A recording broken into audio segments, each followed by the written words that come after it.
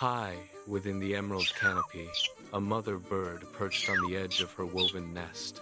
Her beak twitched with maternal focus as she scanned the leaves. Below, the forest breathed in a rhythmic, peaceful silence.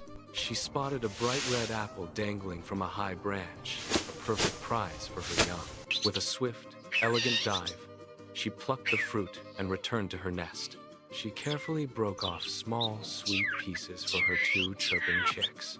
Suddenly, a low rumble vibrated through the deep earth. A wall of orange flame erupted behind the trees, snapping dry branches. Thick, gray smoke choked the air, turning day into a hazy twilight.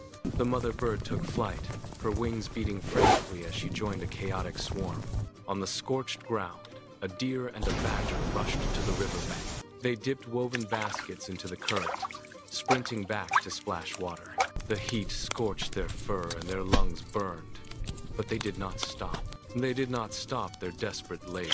As the fire roared louder, a terrifying wall of heat, the animals realized their labor was futile. They dropped to their knees, heads bowed toward the dark, swirling clouds. The world seemed to hold its breath. Then, thunder cracked like a mountain splitting open. A massive deluge of rain hammered the earth, hissing violently. Steam rose in thick white plumes as the water killed the fire. The forest fell into a heavy silence, save for the rhythmic dripping of water. The nightmare had finally ended.